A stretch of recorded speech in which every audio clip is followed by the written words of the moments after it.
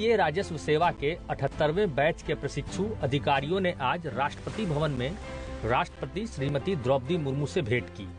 इस अवसर पर अधिकारियों को संबोधित करते हुए राष्ट्रपति ने कहा कि भारतीय राजस्व सेवा के अधिकारियों का काम शासन और कल्याण के लिए सबसे महत्वपूर्ण कार्यों में से एक है। राष्ट्रपति ने कहा कि बदलते समय बढ़ती अपेक्षाओं और सरकारी पहलों ने अधिक दक्षता, पारदर्शिता और सुविधा के एक नए युग का शुभारंभ किया है। डिजिटल तकनीक इस बदलाव के मूल में है।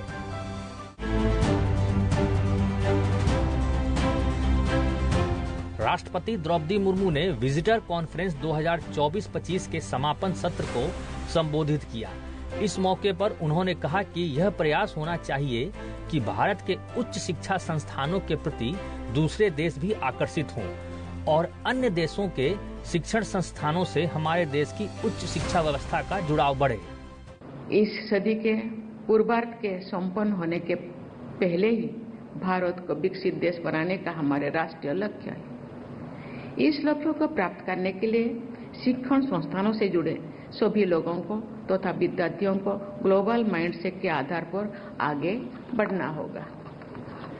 ये प्रयास होना चाहिए कि भारत के उच्च शिक्षा संस्थानों से के प्रति दूसरे देश आकर्षित हो तथा अन्य देशों के शिक्षण संस्थानों से हमारे देश की उच्च शिक्षा व्यवस्था का जुड़ाव बढ़े।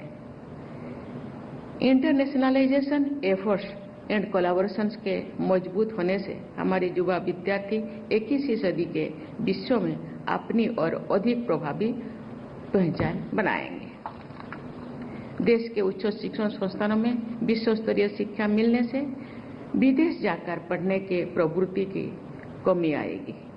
देश की युवा प्रतिभा का राष्ट्र निर्माण में बेहतर उपयोग हो सकेंगे और नवाचार पर आधारित आत्मनिर्भरता हमारी उद्यमों और अर्थव्यवस्था को मजबूत बनाएंगे। ऐसे अनुसंधान और नवाचार को हर संभव सहायता मिलनी चाहिए। राष्ट्रपति ने कहा कि आत्मनिर्भर होना सभी अर्थों में विकसित, बड़ी और सुदृढ़ अर्थव्यवस्था की पहचान है। अनुसंधान और नवाचार पर आधारित आत्मनिर्भरता हमारे उद्यमों और अर्थव्यवस्था को मजबूत बनाएगी। हमारे देश विश्व की तीसरी सबसे बड़ी अर्थव्यवस्था बनने की ओर अग्रसर हो रही है। आत्मनिर्भर होगा सही अर्थों में विकसित, बड़ी तथा सुदृढ़ अर्थव्यवस्था की पहचान है। अनुसंधान और नवाचार पर आधारित आत्मनिर्भरता हमारी उद्यमों और अर्थव्यवस्था को मजबूत बनाएंगे। ऐसे अनुसंधान और नवाचार को हर संभव सहायता मिलनी चाहिए। विकसित अर्थव्यवस्थाओं में एकेडमिया इंडस्ट्री इंटरफेस मजबूत दिखाई देता है। उपयोग जगत और उच्च शिक्षण संस्थानों में निरंतर आदान प्रदान होने से शोध एवं अनुसंधान कार्य अर्थव्यवस्था और समाज की आवश्यकताओं से जुड़े रहते हैं। आप सबको पारस्परिक हित में औद्योगिक संस्थानों के वरिष्ठ लोगों से निरंतर विचार विमर्श करने के संस्थागत प्रयास करनी चाहिए। इससे शोध कार्य करने के वाले शिक्षकों और विद्यार्थियों को बहुत लाभ होगा। शिक्षण संस्थानों की प्रयोगशालाओं को स्थानीय, क्षेत्रीय, राष्ट्रीय तथा वैश्विक आवश्यकताओं से जोड़ने के कार्य आप सबकी प्राथमिकता होनी चाहिए। राष्ट्रपति ने कहा कि शिक्षा प्रणाली सिस्टम बेस्ड हो और साथ ही विद्यार्थियों की विशेष प्रतिभाओं और आवश्यकताओं के अनुसार फ्लेक्सिबल हो। यह अनिवार्यता भी है और चुनौती भी। राष्ट्रीय शिक्षा नीति के अनुसार विद्यार्थियों को 21वीं सदी के संदर्भ में विश्व स्तर पर सक्षम बनाना हमारे शिक्षण संस्थानों का लक्ष्य है। इस लक्ष्य को प्राप्त करने के लिए अनेक आयामों पर कार्य करना होगा। शिक्षा प्रणाली सिस्टम बेस्ड हो और साथ ही विद्यार्थियों की विशेष प्रतिभाओं और आवश्यकताओं के अनुसार फ्लेक्सिबल हो। ये अनिवार्यता भी है और चुनौती भी है। इस संदर्भ में आज के विचार विमर्शों को आधार बनाकर निरंतर सचेत और सक्रिय रहने की आवश्यकता है। अनुभव के आधार पर समुचित बदलाव होते रहने चाहिए। विद्यार्थियों को सक्षम बनाना ही ऐसे बदलावों का उद्देश्य होना चाहिए। शिक्षण संस्थानों की गुणवत्ता का आकलन एक जटिल परंतु अनिवार्य प्रक्रिया है। आकलन के लक्ष्य, सिद्धांतों और प्रणालियों को राष्ट्रीय शिक्षा नीति के उद्देश्यों के अनुरूप विकसित करना एक निरंतर चलने वाली प्रक्रिया है। किसी भी आकलन पद्धति की सफलता उसकी स्वीकार्यता और विश्वसनीयता में निहित होती है।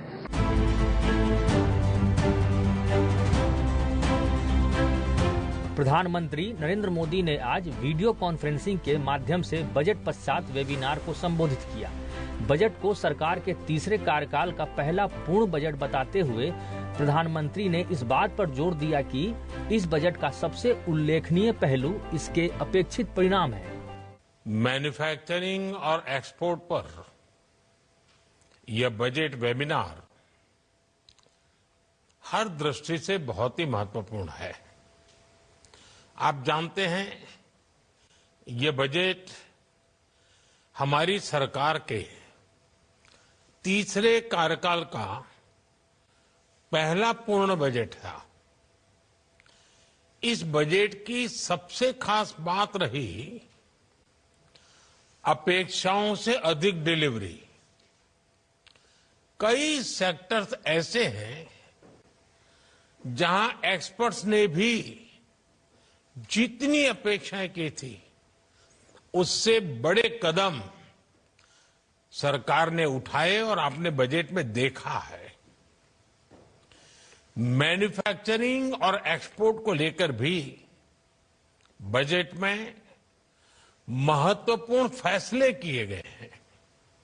साथियों, आज देश एक दशक से भी ज्यादा समय से सरकार की नीतियों में इतनी कंसिस्टेंसी देख रहा है।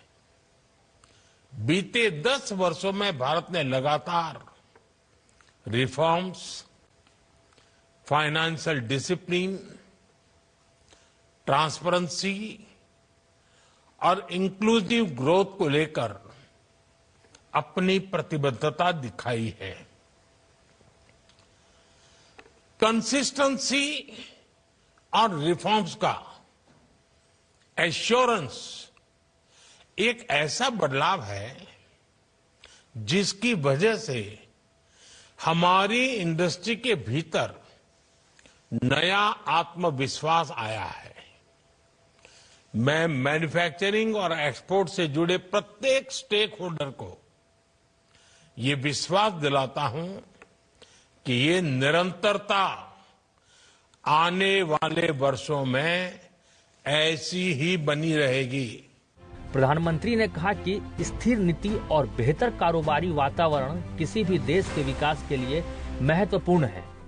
किसी भी देश में विकास के लिए स्टेबल पॉलिसी और बेहतर बिजनेस एनवायरनमेंट बहुत जरूरी है। इसलिए कुछ वर्ष पहले हम जन विश्वास एक्ट लेकर आए। हमने कंप्लायंसेस को कम करने का प्रयास किया। केंद्र और राज्य स्तर पर 40,000 से ज्यादा कंप्लायंसेस खत्म किए गए। इससे ईज ऑफ डूइंग बिजनेस को बढ़ावा मिला और हमारी सरकार ये मानती है कि एक्सरसाइज निरंतर चलती रहनी चाहिए। इसलिए हम सिंप्लीफाइड इनकम टैक्स की व्यवस्था लेकर आए। हम जन विश्वास 2.0 बिल पर काम कर रहे हैं। नॉन फाइनेंशियल सेक्टर के रेगुलेशंस को रिव्यू करने के लिए एक कमेटी का गठन का भी निर्णय हुआ है। हमारा प्रयास है कि इन्हें मॉडर्न, फ्लेक्सिबल, पीपल फ्रेंडली और ट्रस्ट बेस्ड बनाया जा सके। इस एक्सरसाइज में इंडस्ट्री की बहुत बड़ी भूमिका है। आप अपने अनुभवों से उन समस्याओं की पहचान कर सकते हैं जिनके समाधान में ज्यादा समय लगता है। आप प्रोसेसेस को और ज्यादा सरल बनाने के सुझाव दे सकते हैं। आप गाइड कर सकते हैं कि कहां पर टेक्नोलॉजी का उपयोग करके हम जल्दी और बेहतर परिणाम हासिल कर सकते हैं। प्रधानमंत्री ने कहा कि वर्तमान में दुनिया राजनीतिक अनिश्चितता का सामना कर रही है और पूरी दुनिया भारत को विकास के केंद्र के रूप में देख रही है। आज दुनिया राजनीतिक अनिश्चितता के दौर से गुजर रही है। पूरी दुनिया भारत को एक ग्रोथ सेंटर के तौर पर देख रही है। कोविड संकट के दौरान जब ग्लोबल इकोनॉमी में मंदी आई, तब भारत ने ग्लोबल ग्रोथ को रफ्तार दी। ये ऐसे ही नहीं हो गया। हमने आत्मनिर्भर भारत के विजन को आगे बढ़ाया और रिफॉर्म्स की अपनी गति को और तेज किया। हमारे प्रयासों से इकोनॉमी पर कोविड का प्रभाव कम हुआ। इससे भारत को तेज गति से बढ़ने वाली अर्थव्यवस्था बनाने में मदद मिली। आज भी भारत ग्लोबल इकोनॉमी के लिए एक ग्रोथ इंजन बना हुआ है। यानी भारत मुश्किल से मुश्किल हालातों में अपने रेजिलियंस को साबित कर चुका है। पिछले कुछ वर्षों में हमने देखा है कि जब सप्लाई चेन डिस्टर्ब होती है तो उसका असर पूरी दुनिया की अर्थव्यवस्था पर पड़ता है। दुनिया को आज ऐसे भरोसेमंद पार्टनर की जरूरत है जहां से हाई क्वालिटी प्रोडक्ट्स निकले और सप्लाई रिलायबल हो। हमारा देश ये करने में सक्षम है। आप सब सामर्थ्यवान है। ये हमारे लिए बहुत बड़ा मौका है, बहुत बड़ी अपॉर्चुनिटी है। भारत के मैन्युफैक्चरिंग की हमारी इंडस्ट्रियल ग्रोथ की बैकबोन हमारा एमएसएमई सेक्टर है। 2020 में हमने एमएसएमई की डेफिनेशन को रिवाइज करने का बड़ा फैसला लिया था। ऐसा 14 साल बाद किया गया। हमारे इस फैसले से एमएसएमई का ये डर खत्म हुआ कि अगर वो आगे बढ़ेंगे तो सरकार से मिलने वाले लाभ बंद हो जाएंगे।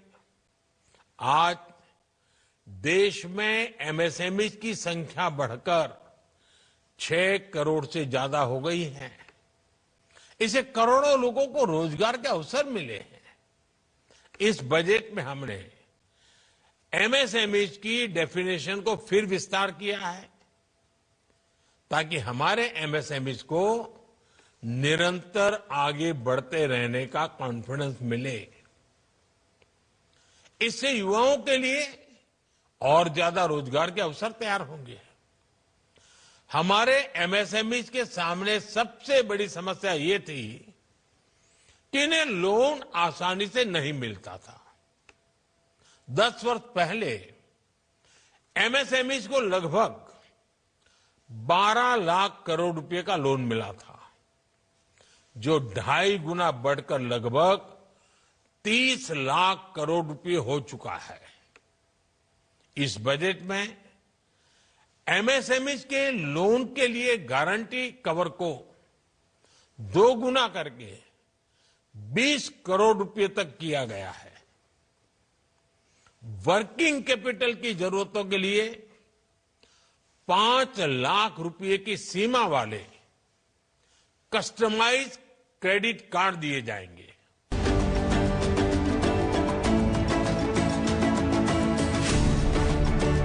प्रधानमंत्री नरेंद्र मोदी ने आज गुजरात के जामनगर में वन्य जीव संरक्षण, बचाव और पुनर्वास की अनूठी पहल वन तारा का उद्घाटन किया।